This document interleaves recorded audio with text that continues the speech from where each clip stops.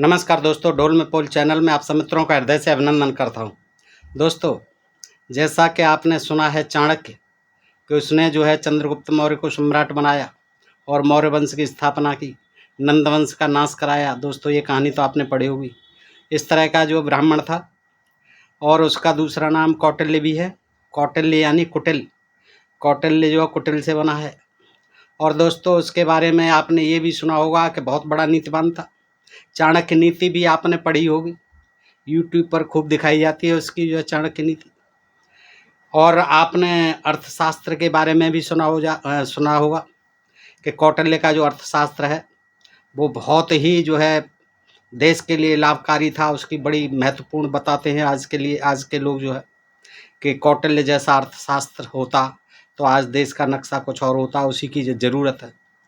तो दोस्तों, हम भी ये जानते थे कि अर्थशास्त्र होगा कौटिल्य का, बहुत अच्छी अच्छी बातें होंगी, देश के अर्थशास्त्र का जो है उसमें अच्छा वर्णन होगा, हैं किस तरह से देश जो है आर्थिक तरक्की करेगा, ऐसे कुछ नियम विधान होंगे। लेकिन दोस्तों, जब हमने पढ़ा इसको कौटिल्य अर्थशास्त्र को, तो इसमें ऐसी ऐसी बेहुदा बातें जिनका कोई जवाब नहीं है, कोई सिर पैर नहीं है, तर्क संगत बातें हैं जिनका कोई तर्क नहीं है, बेसिर पैर की बातें हैं, अवैज्ञानिक बातें हैं, और जिनको सुन करके आपको पढ़ करके सुन करके हंसी आएगी दोस्तों। यानी इस अर्थशास्त्र में जो है इंद्रजाल, तंत्र शास्त्र, तंत्र मंत्र, राजाओं को मारने के कैसे ये बताए हैं तंत्र मंत्र, जो तौने टोटके, और दुश्मन को मारने के लिए कैसे, और कैसे कैसे जो है षड्यंत्र।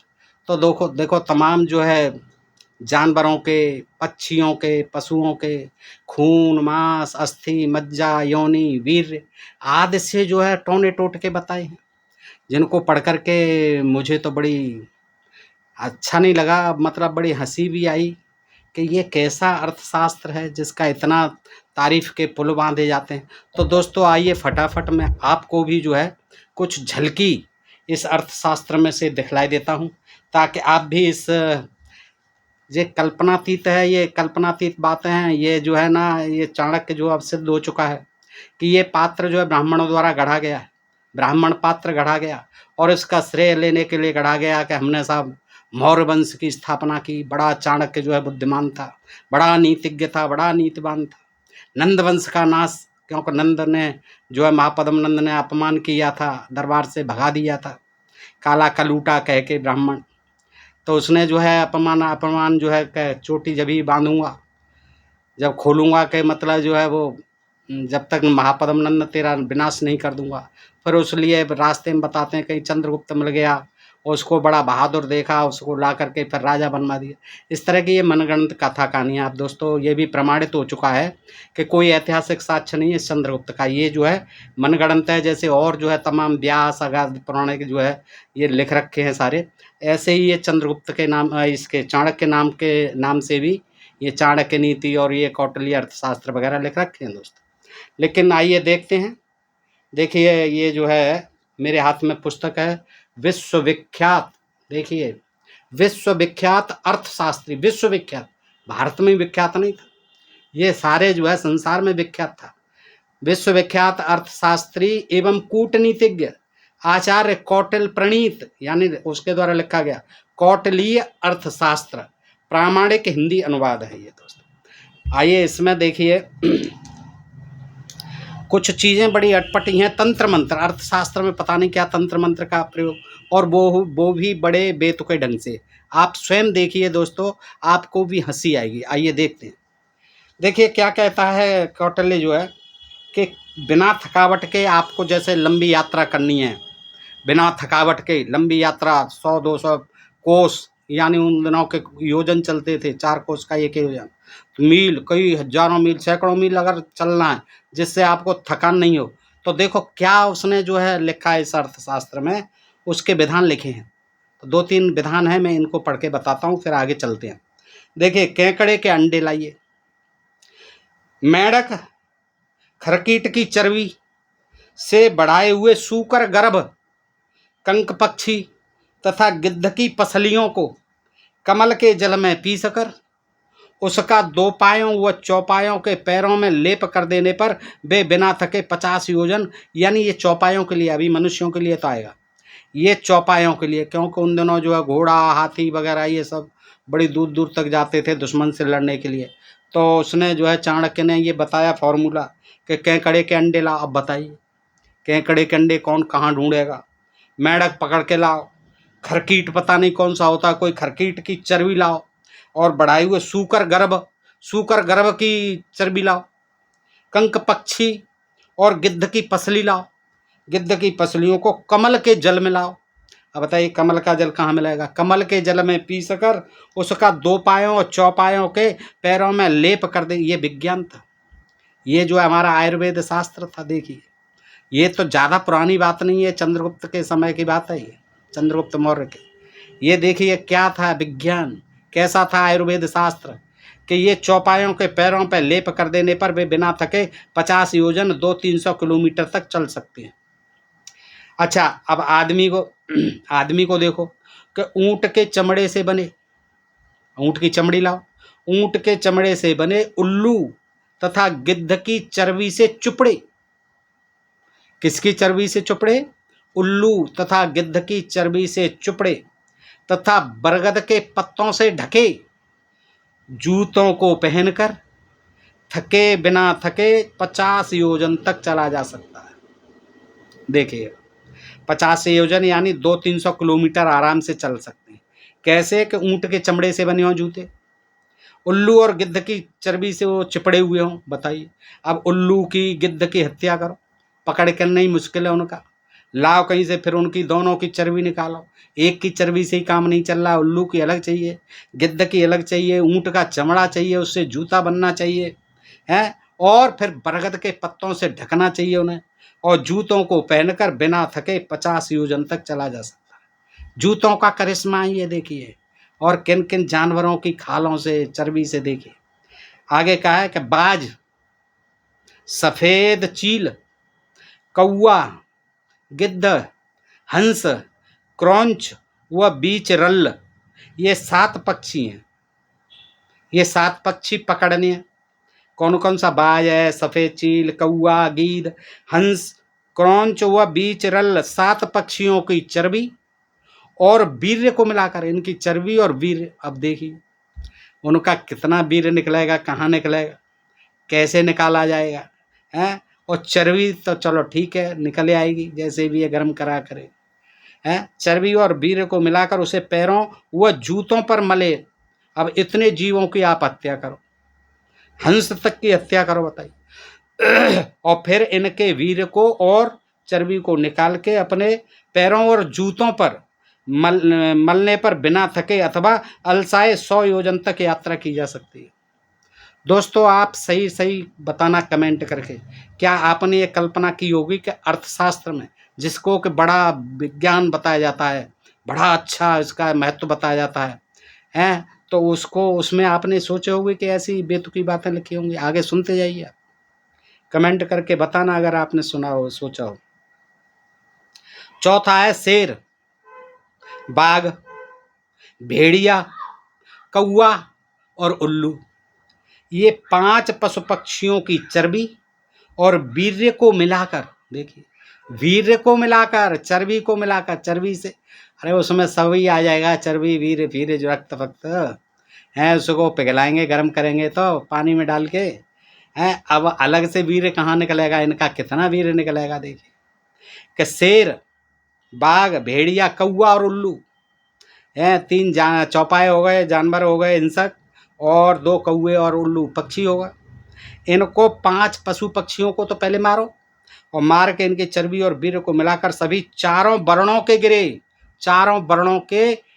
गिरे गर्भों से, देखिए कितनी घिनौनी बात है ये, चारों वर्णों के गिरे यानी ब्राह्मण, क्षत्रिय, वैश्य, शूद्र, इनकी स्त्रियों के जो गर्भ गिरे, उनके गिरे गर्भों से निकाली गई चर्बी।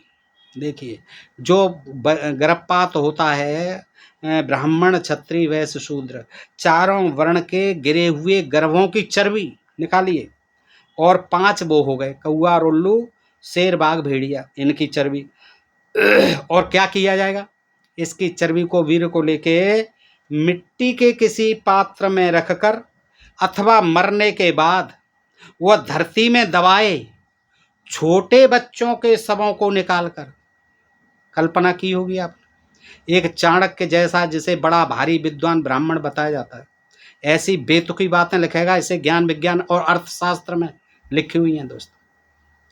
क्या कहता है कि वो गिरे गर्भों की चर्बी, उल्लू पक्षी और कौआ पक्षी, शेर बाघ भेड़िया, इनकी चर्बी, और फिर जो मरने के बाद धरती में दबाए गए छोटे बच्चों को शवों को निकालिए, गाड़ के आए हैं जिन्हें मरने के बाद, उनको निकालिए और उनके शरीर से भी चर्बी निकालिए।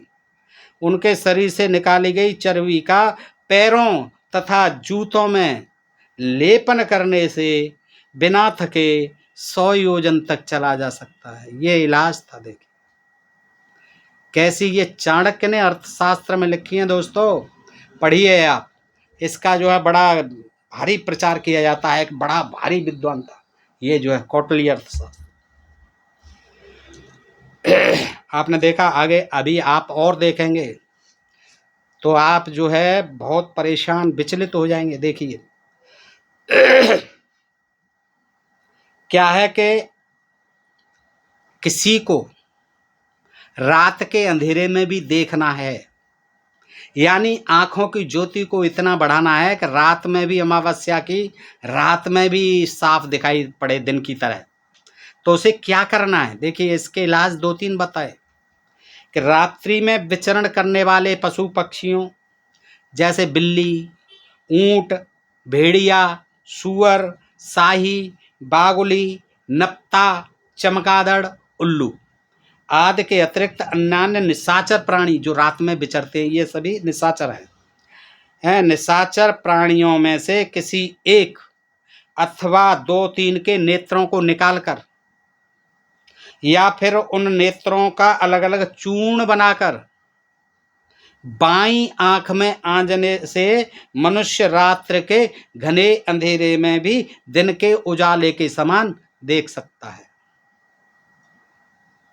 आपने देखा दोस्तों, समझ में आ गई होगी बात कि इनमें से बिल्ली, ऊंट, भेड़िया, सूअर, शाही, बागुली, नत्ता, चमगादड़, उल्लू, इनमें से कोई एक या किसी 2 प्राणियों की आंखों को निकालकर, है ना, और उनका फिर चूर्ण बनाकर बाईं आंख में लगाने से मनुष्य रात्रि के घने अंधेरे में भी दिन के उजाले के समान देख सकता है।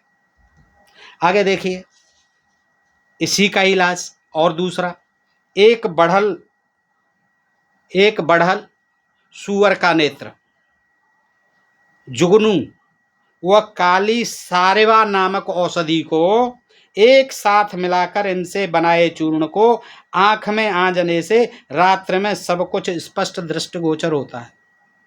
और जो भाई इसके समर्थक हैं, इस ब्राह्मणी विद्या के समर्थक हैं, वो यही कहेंगे, अरे ये ऊंट, बिल्ली, सूअर, शाही, बागुली, नत्ता, चमगादड़, ये सब जड़ी बूटियों के नाम है। जैसे अश्वमेध की कह देते हैं, उसमें घोड़ा नहीं, उसमें अश्वगंधा की वो बलि दी जाती थी। इनको कहने को कुछ नहीं है। और इसको ज्ञान विज्ञान, अरे आप क्या समझोगे ने, इसमें भी बड़ा ज्ञान विज्ञान है, ये आप नहीं समझ सकते। चाणक्य जैसा विद्वान क्या ऐसी बात लिखेगा जो हर आदमी समझ ले। अब देखिए क्या है, सूअर का नेत्र, एक आंख निकालो सूअर की या दोनों, और जुगनू खद्योत निकलते हैं रात में, चमकते हैं।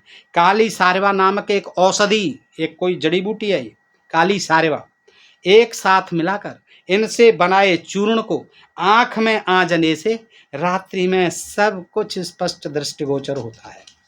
देखते जाइए दोस्तों, व्यक्ति द्वारा अपने को अंतर्निहित करने का प्रथम योग इस प्रकार है।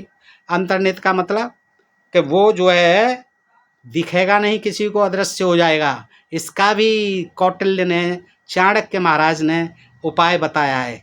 किसी को ऐसा होना है कि अदृश्य होना है, दूसरे को नहीं दिखाए, वो सबको देख रहा है। तो ऐसा इलाज है दोस्तों, ध्यान से सुना। क्या है कि व्यक्ति द्वारा अपने को अंतर्निहित करने का प्रथम योग इस प्रकार है।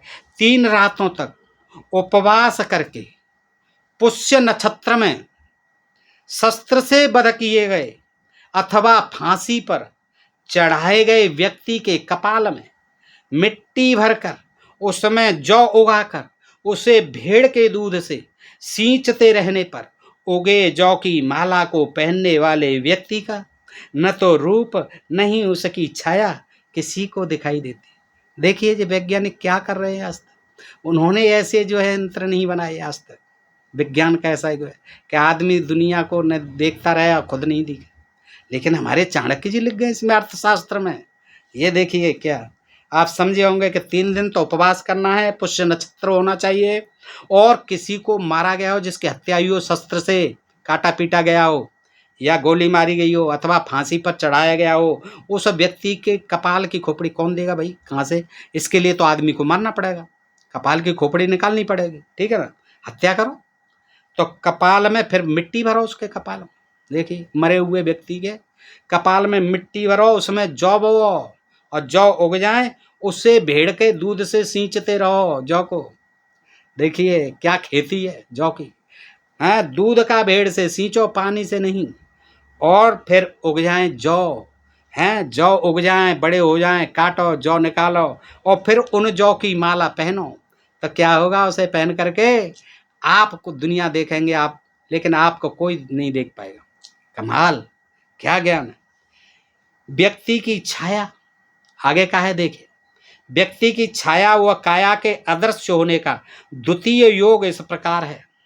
दूसरा योग इस प्रकार है, देखिए छाया और काया के अदृश्य होने का 3 रात तक उपवास करना है, फिर व्यक्ति द्वारा पुष्य नक्षत्र में इंतजार करना है, पुष्य नक्षत्र का, और फिर कुत्ता, बिल्ली, उल्लू और बागुली यानी बगुला, चारों पशुओं की दोनों आंखों को निकालकर, ये सीधी सीधी पशु पक्षियों की हत्या है, इंसान की भी हत्या है, उसकी खोपड़ी निकालो मार के।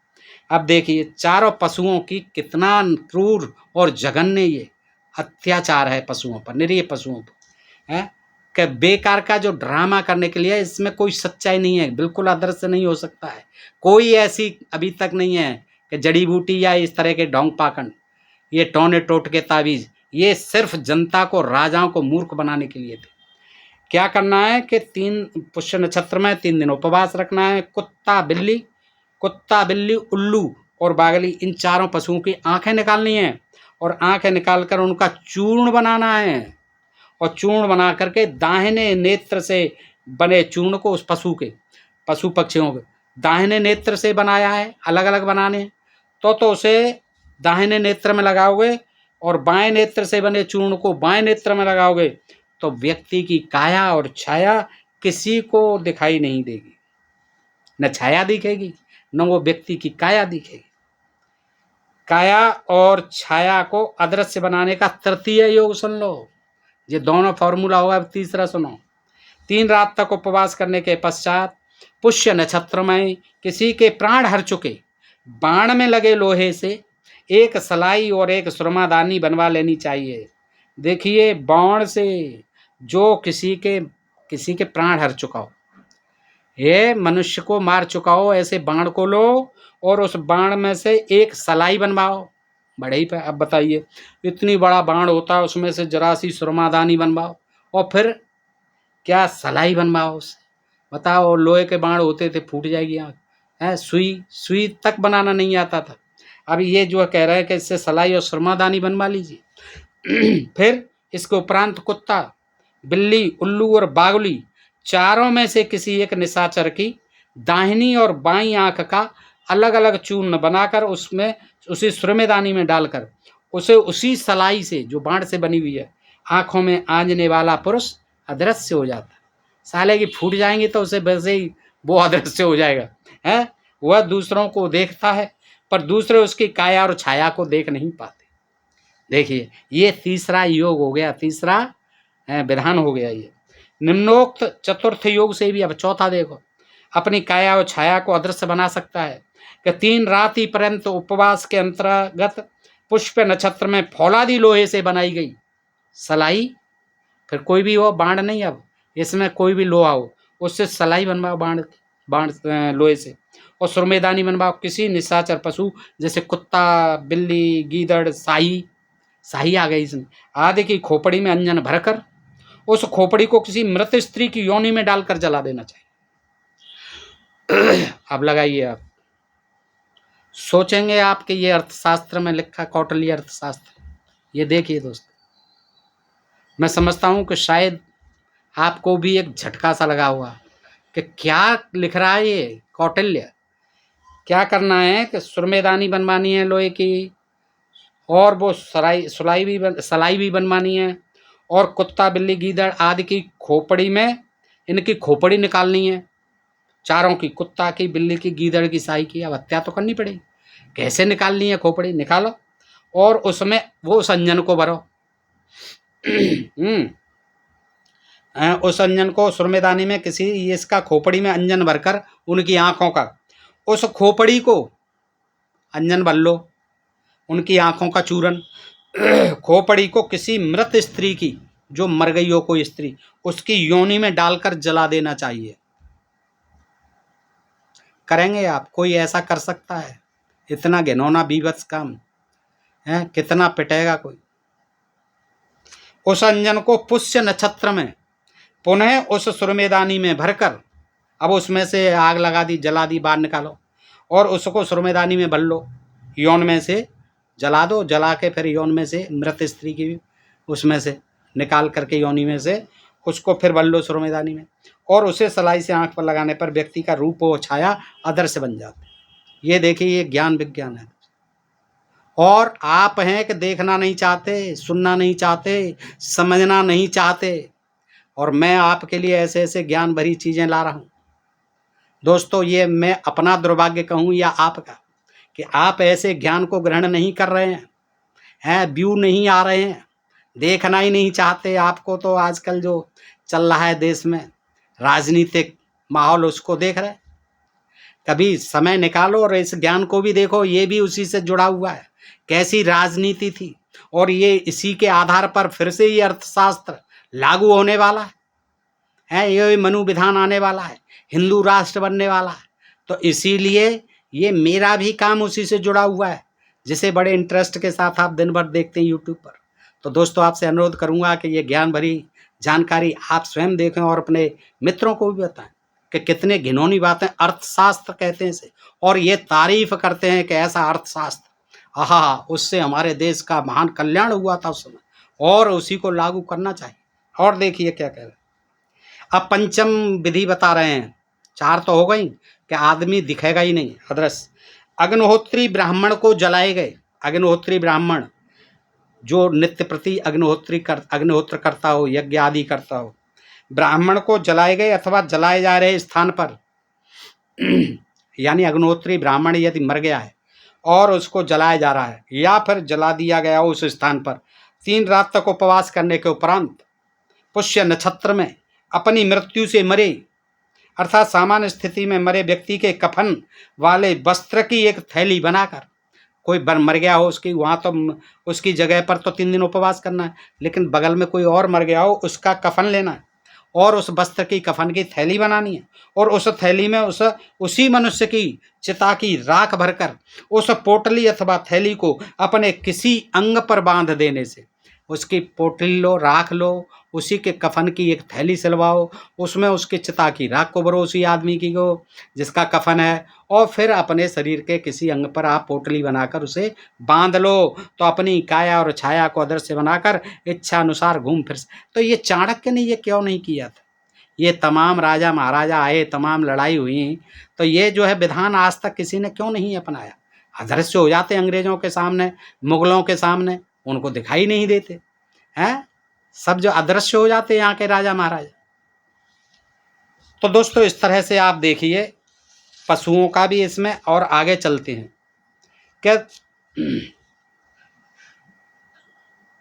क्या जैसे किसी गांव में पहुंचे, अब वहाँ के गांवों के लोगों को सबको सुलाना है गहरी निद्रा में, और अपना काम करना है, जो भी करना है, लूटना है, चोरी करनी है, जो भी करना है।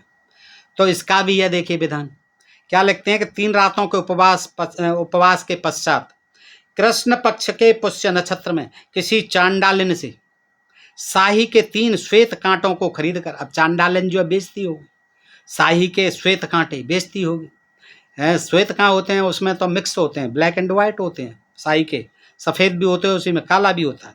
तो वो कह रहे हैं कि 3 श्वेत कांटों को खरीदे चांडालन से और स्मशान भूमि के खुले आंगन में गाड़ कर 7 रातों तक उपवास करते हुए कृष्ण पक्ष की चतुर्दशी को सुवर्ण पुष्पी मंत्रों का पाठ करते हुए खैर वृक्ष की समिधाओं पर मधु तथा घृत चुपड़ कर अग्नि में 1 से 8 आहुतियाँ देनी चाहिए। तदुपरांत स्मशान में गढ़े उन कांटों को उखाड़ कर वह उन्हें मंत्रों द्वारा अभिमंत्रित करके जिस घर द्वार अथवा गांव में गाड़ दिया जाता है वहाँ के सभी लोग निद्राग्रस्त हो जाते। अब ये चंद्रगुप्त मौर्य को बतानी थी ये कहानी, ऐसा तो कुछ हुआ नहीं। चंद्रगुप्त मौर्य ने तो कहीं नहीं है अपनाई, उसने तो जान जी जान करके चंद्रगुप्त मौर्य ने लड़ाइयाँ लड़ी दुश्मन से। क्यों नहीं ये फॉर्मूला चाणक्य ने बताया था, सुला देते सब नगरों को, दुश्मन के सब जहाँ सो रहे थे सिपाही आदि सब सोते रहते, मार देते। आगे देखिए, जैसे बड़े बड़े गेट होते थे दुश्मनों के, राजाओं के, अगर उनको तोड़ना है गेटों को, हैं हाथी जो है टक्कर मारते थे सिर की तब टूटते थे, बड़े मजबूत, फिर उनमें कीलें भी लगने लगी। लेकिन चाणक्य का जो इलाज है वो बहुत आसान है। देखिएगा क्या है, बंद द्वार खोलने की एक अन्य विधि है कि 3 रातों के उपवास जरूर रखना है, 3 रात्रि का उपवास तो करना ही है। पुष्य नक्षत्र में भी होना, ये पुष्य नक्षत्र ही है सब जगह। तो बहुत सारी खोपड़ियों और कंकड़ियों को वेदी के रूप में रखकर आप खोपड़ी इकट्ठी करो, कंकड़ी इकट्ठी करो और वेदी के रूप में रखकर उन पर अग्नि प्रज्वलित करके उस अग्नि में मधु व घृत की 21 आहुतियाँ देनी चाहिए और गंधमाल्य आदि द्वारा उनकी पूजा करके खोदे गए एक गड्ढे में उन्हें दबा देना चाहिए। महीने के दूसरे पुष्य नक्षत्र में उन्हें निकालकर तत्पश्चात उपैमिम शरणम चाग्निम मंत्र से प्रत्येक खोपड़ी अथवा कांकड़ी को अभिमंत्रित करके उस कांकड़ी अथवा खोपड़ी को किवाड़ पर फेंकने से किवाड़ में 4 कांकड़ी जितना लंबा चौड़ा छेद हो जाएगा। कितना आसान है। इस प्रकार किवाड़ पर कई छेद करके द्वार को तोड़ा अथवा खोला जा सकता है। आगे देखिए, सुअर की आंत में चिता के ऊपर की मिट्टी को भरकर, चिता के ऊपर मिट्टी तो नहीं होती है, राख ही होती है, तो सुअर की आंत लो और आंतों में देखिए कैसे भरी जाएगी, चिता के ऊपर की मिट्टी भरकर उसे बंदर की गाड़ी में बांधकर, बंदर लाओ, बंदर को गाड़ी में जोतो है और उसको मिट्टी में भर करके सुअर की आंत में चिता के ऊपर की मिट्टी को भरकर, कितना कठिन काम है। सुअर की आंत निकालो, फिर उन आंतों में राख भरो वो जो है चिता की, और फिर बंदर लाओ, बंदर गाड़ी में बांधकर प्रयोग करने से शिकार व्यक्ति के मलमूत्र अवरुद्ध हो जाते हैं, मलमूत्र टट्टी पेशाब सब बंद हो जाते हैं। इससे क्या करना है, शिकार व्यक्ति के बांधकर प्रयोग करने से, बस ये प्रयोग कर दो तो शत्रु जो है उसके मलमूत्र अवरुद्ध हो जाते हैं, रुक जाते हैं। कृष्ण पक्ष की चतुर्दशी को शस्त्र द्वारा मारी गई कपिला गाय के पित्ते को, कपिला गाय मारो, कपिला गाय मारी जाए कृष्ण पक्ष की चतुर्दशी को, शस्त्र द्वारा मारी गई कपिला गाय के पित्त को। अब ये कहते हैं कि बड़ी देवी थी, वेदों से ही चली आ रही है, सारे देवताओं का भास होता है, चाणक्य खुद एक ब्राह्मण है और ब्राह्मण जो है तो टोना टोटका करने के लिए, ये जंत्र मंत्र करने के लिए गाय को मरवा रहा है, और वो भी साधारण गाय को नहीं, कपिला गाय को मरवा रहा है। फिर कहते हैं कि साहब ब्राह्मण जो है हमेशा गाय की संरक्षक रहे हैं। देखिए कि कपिला गाय के पित्त को, पित्त अंदर ही होती है हमारे जैसे पित्त की थैली होती है, अमलतास की सलाई से। अब बताइए अमलतास की सलाई कैसे बनेगी, अमलतास की सलाई से बनाई शत्रु की मूर्ति की आंखों में, मूर्ति होनी चाहिए शत्रु की आंखों में आने पर शत्रु नेत्रों से अंधा हो जाता है, यहाँ मूर्ति के लगाओगे और वहाँ अंधा हो जाएगा। क्या ये बनाना है आप। 4 रातों के उपवास के उपरांत कृष्ण पक्ष की चतुर्दशी को विधिपूर्वक बलि देकर मारे गए पुरुष की हड्डियों की कीलें बनवा लेनी चाहिए। देखिए बलपूर्वक, विधिपूर्वक तो वही मंत्र संत्र सहित यज्ञ वनाद जो मंत्र करते थे, बलि दी जाती थी, मानव बलि भी दी जाती थी, तो वही जो उस विधिपूर्वक बल में मारा गया है, बल देकर, उस पुरुष की हड्डियों की क्या बनवा लेनी चाहिए? बताओ कहाँ बनेंगी? कील बनवा लो। हड्डियों की लोहे की तो बन जाती हैं, लेकिन क्योंकि आज मशीनरी का युग है। ये कह रहे हैं महाराज कि उसको जो बलि दी गई, इसका मतलब चंद्रगुप्त मौर्य के शासन में और इस चाणक्य के आगे भी मनुष्यों की बलि दी जाती थी, और इसीलिए ही दी जाती थी, ऐसे ही टोने टोटकों के लिए दी जाती थी। ये देखिए साक्षात है, गरीब लोग जो पकड़े जाते थे, गुलाम जो होते थे, उनको ऐसे ही मारा जाता, और ये बना रखा था कि इसकी हड्डी निकालो, हड्डियों के फिर क्या बनाओ? कील बनवा लो। अब क्या करना है? जिस व्यक्ति के मलमूत्र में इस प्रकार की कील को गाड़ दिया, कितना घिनौनी बात। अब उसका जो है जिसका रोकना है, उस व्यक्ति को ये देखो कहाँ जा रहा है, ये खेत में ही जाते थे पहले, तो मलमूत्र कहाँ पर है इसका? उस उन कीलों को, हड्डियों के उसमें गाड़ दिया जाता है, तो उसका मलमूत्र रुक जाता है। ये क्या देखिए विज्ञान था, क्या चमत्कार था, है? जिस व्यक्ति के जूते तथा आसन में इस कील को गाड़ दिया जाता है, हड्डी की कील को किसी व्यक्ति के जूते में अथवा आसन में इस कील को गाड़ दिया जाता है, तो वह व्यक्ति सूख कर कांटा हो जाता है और अंततः परलोक को सिधारा जाता है। जी हाँ, ये ज्ञान है कौटिल्य का, चाणक्य का, अर्थशास्त्र में। जिस व्यक्ति के घर, खेत अथवा दुकान में इस कील को गाड़ दिया जाता है, उसकी सुख शांति वो आजीविका आदि नष्ट हो जाती। कितना लोगों में आपस में विद्वेष फैलता होगा, कितने लड़ाई झगड़े बढ़ते होंगे, कोई किसी को मारता होगा, उसकी हड्डी निकालता होगा इसी लालच में, हैं? कितनी हत्याएं होती होंगी, कितने जो है ये अवैध तरीके से बताए गए नियम विधान है कि जिस व्यक्ति के उसी हड्डी को, कील को किसी के घर में गाड़ दिया जाए, खेत में गाड़ दिया जाए, दुकान में गाड़ दिया जाए, तो उसकी सुख शांति आजीविका सब नष्ट हो जाती है। बिजली गिरने से जले वृक्ष की लकड़ी से बनाई गई कीलें भी पुरुष की हड्डियों से बनी कीलों के समान प्रभाव दिखाती हैं। पांचों दक्षिणों की उत्पन्न होने वाली पुनर्वा, कौओं के लिए स्वादिष्ट फल वाले काकमधु, नीम, बंदर के बाल और मनुष्य की हड्डी को मृत व्यक्ति के कफन में बांधकर जिस व्यक्ति के घर में गाड़ दिया जाता है, अथवा इन सबको पीस कर जिसे भी खिला दिया जाता है, वह व्यक्ति 1.5 मास के भीतर स्त्री पुत्र धन सहित नष्ट हो जाता है।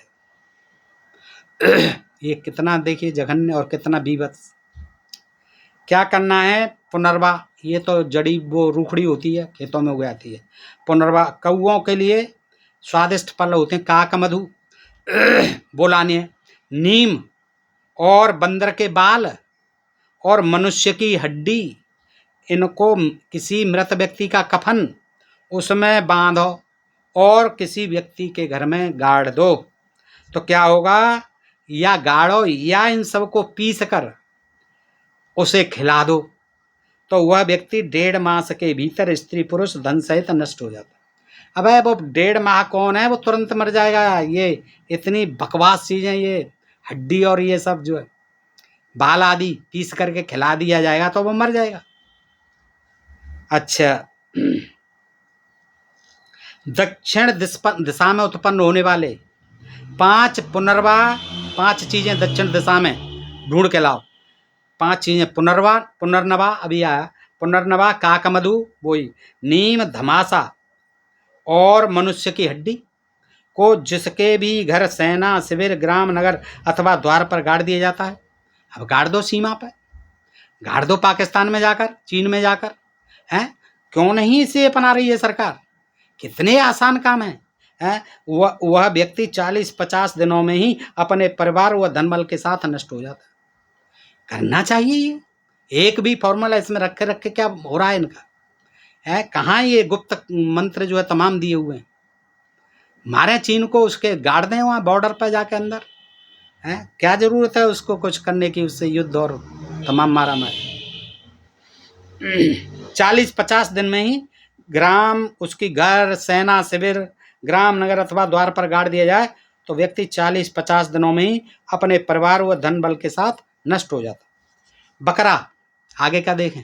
बकरा, बानर यानी बंदर, बिल्ली, नेवला, ब्राह्मण, चांडाल, कौवा और उल्लू के केसों को इकट्ठा करके प्रतिशोध के यानी जिससे बदला लेना है, प्रतिशोध के शिकार व्यक्ति की टट्टी के साथ मिलाकर उनका स्पर्श कराते ही व्यक्ति तत्काल काल का ग्रास बन जाता है, बन ही जाएगा।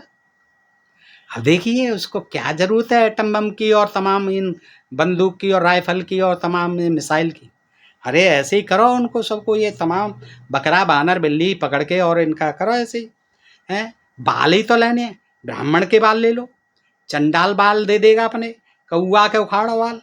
अब कौआ के तो पंख होते हैं, बाल कहाँ होते हैं? मनुष्य के बाल होते हैं, ब्राह्मण के बाल मिलेंगे, चंडाल के बाल मिलेंगे, बकरा है बाल मिल जाएंगे, और बंदर के भी बाल मिल जाएंगे, बिल्ली के भी चलो बाल मिलेंगे, नेवला के भी बाल मिलेंगे, लेकिन कौआ और उल्लू इनके कहाँ बाल होते? इस चाणक्य को कोई ज्ञान नहीं था। ये बाल थोड़े होते हैं, इनके पंख बताने चाहिए था। कौआ और उल्लू के केसों को इकट्ठा करके प्रतिशोध के शिकार व्यक्ति की टट्टी के साथ आप बताइए, उसकी टट्टी देखो कहाँ करता है, और उसके टट्टी के साथ मिलाकर उससे छुपा दे तो व्यक्ति तत्काल काल का तुरंत मर जाएगा, काल का ग्रास बन जाएगा। कितना आसान उपाय है, इसमें तो कोई ज़्यादा मारामारी भी नहीं है। तमाम चले जाओ घुस के पाकिस्तान में, चाइना में, मार दो सब। सबसे उतारी गई पुष्पमाला जो सबको पहना के जाते हैं। देखिए दोस्तों, सबके जिस जानकारी आपको दुर्लभ है, आज तक नहीं मिली है और आगे भी नहीं कोई बताएगा, मैं बता रहा हूँ, या तो आप इसे पढ़ करके समझेंगे। देखिए, सबसे उतारी गई पुष्पमाला सुरा बीज व नेवले के केस को बिच्छू, भौरा और सांप की खाल के साथ मिलाकर। अब बिच्छू की खाल है, भौरा की क्या खाल होगी बताइए, और सांप की खाल तो चलो ठीक है मिल जाएगी। सुरा बीज और नेवले के केस को, नेवले के बाल मिल जाएंगे, खाल के साथ मिलाकर जिस व्यक्ति के निवास स्थान पर गाड़ दिया जाता है, वह व्यक्ति इन सबके न निकाल लिए जाने तक नपुंसक बना दिया जाता है। जब तक उसको गाड़ोगे, गड़ा रहेगा, वो आदमी नपुंसक हो जाएगा, हिजड़ा हो जाएगा, देखिए किन्नर बन जाएगा। कितने आसान उपाय थे, शायद ये चाणक्य जो है यही करवाता रहता हो है।